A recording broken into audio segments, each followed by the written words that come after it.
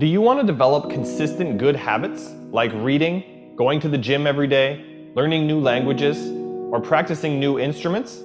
Or do you want to kick bad habits like eating unhealthy food, biting your nails, watching too much TV? 3 years from now, you can have what you need. You got to be careful about it. You can't have everything. You can have what would be good for you, but you have to figure out what it is, and then you have to aim at it. We know that sometimes you can be uncomfortable, but you can be uncomfortable and hopeful rather than uncomfortable and fearful.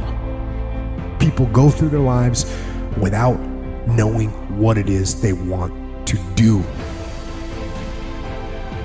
You don't have to be where you think you want to be in order to be happy. You just got to be on the way to where you want to be in order to be happy. You're going to get what you're looking for.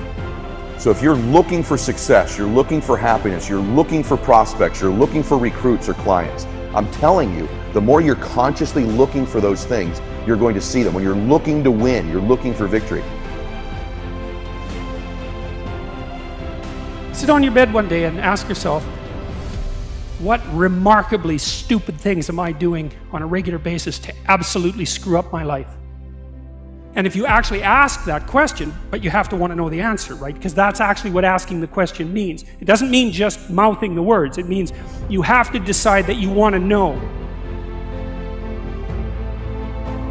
And so be very careful what you set your mind towards, what your outcomes are, because you're going to find them. Your mind's powerful. You're powerful. You're more powerful than you think you are. And if you could just get clear on what you're looking for, get super specific with great clarity, great specificity about what it is you want, it's sitting there for you to find if you look for it.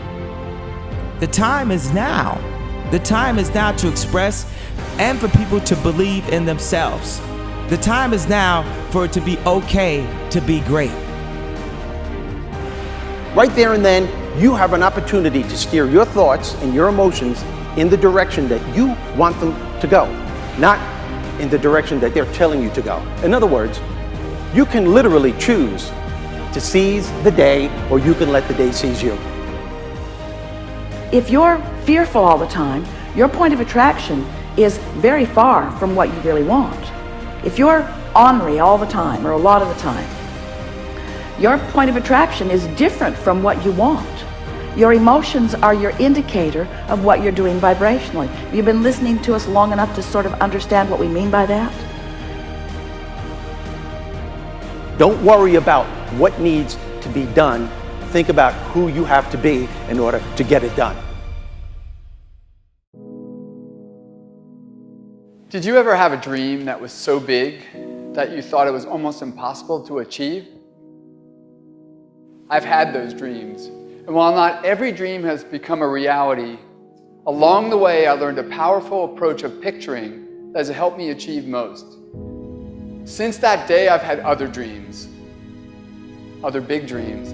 And in each case, I would picture where I wanted to be, and I would visualize what I would be doing and who I would be doing with when I got there. As the saying goes, you can't make a basket if you never take the shot. I knew I would miss the shot sometimes, and the failure would dampen my spirit, but I would be better off for my efforts and I would be okay. People are addicted to all kinds of things, substances, but one of the greatest addictions, or rather the greatest addiction, you never read about it in the papers, because the people who are addicted to it don't know it. It's the addiction to thinking. It's actually addictive. Can't stop thinking. It's like can't stop drinking, can't stop smoking, can't stop eating, can't stop thinking. You have the option of taking it hard or taking it easy, of making the worst of it or making the best of it, of giving it your undivided attention, of giving it very little of your attention. You have more control over your focus than most of you have been exercising. And when you begin caring about how you feel more than everything else put together, so that you exercise your ability to focus upon things that do feel good, you begin to discover that in every particle of the universe there is that which is wanted and lack of it. My visualization has helped me achieve most of my goals. And what I learned along the way is it didn't take twice as much effort. It only took an extra 10%. When we fail, life continues as it is. We can stay in our comfort zone. Success, on the other hand, challenges us. It pushes us and it exposes us to rejection. How are we going to manage this new success? If you're not happy, you're not successful. If you're not enjoying yourself during the process of whatever it is you're trying to achieve, there's a problem. To me, the biggest disease on this planet is unhappiness. And the reason why people are unhappy is because we have a tendency to keep focusing, as I said, on what we don't have and what's not working in our lives, instead of allowing ourselves to shift our focus and our way of thinking. People always want to be like, follow your dreams, follow your dreams, follow your dreams. My dream was always to be a rap artist, right? But I had to get a job. So I had to focus on my job. And then I made money to follow my dream. One of the main reasons that people don't get what they want is because they don't actually figure out what it is. And the probability that you're going to get what would be good for you, let's say, which would even be better than what you want, right? Because, you might be wrong about what you want easily.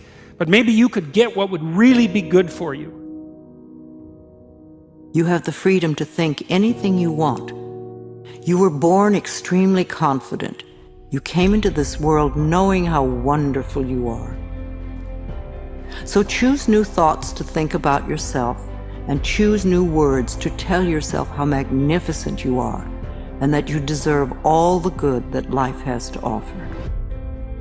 First thing in the morning and last thing in the evening, I want you to look into your eyes and say, I love you.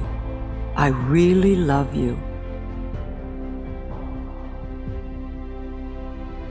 Your first goal, this is what I'm suggesting, your first goal when you open up your eyes should be to focus on the things that ignite your spirit and bring you joy. I want you to focus on the things that you appreciate in your life, the things that you're grateful for. I don't care who it is or what it is. Maybe it's the person lying next to you. Maybe you're thinking of your children. Maybe you're thinking of the dog or the cat lying by the side of the bed, a particular goal that you achieved. Maybe there's an event coming up on the weekend.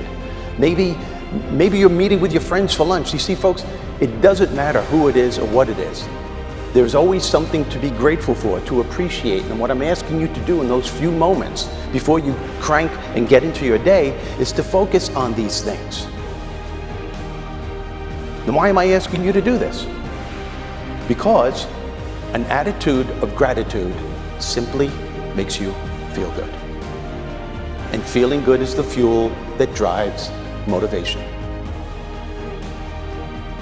We've all made wrong choices and done things that we knew were not the best. It's one thing when other people do us wrong. We had a bad break. It wasn't our fault. We can have faith that God will restore. He'll pay us back. But when we bring the trouble on ourselves, when we blow it, it's easy to live in regrets, thinking that God's not going to help us. We made the mess. But here's the beauty. God knew you would mess up before He called you. He knew we would get off course, at times give in to temptation.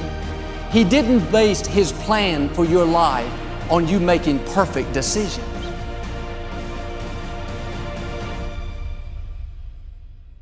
Through success, I represent the possibility of what you can achieve and what you can do with your life and your career.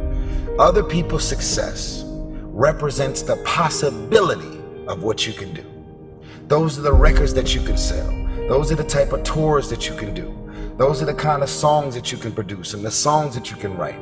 Those are the millions of dollars that you can get, or billions. Those are the type of architectural drawings and buildings that you can build. Those are the type of books that you can sell. Everybody else's success represents the possibility of what you could do.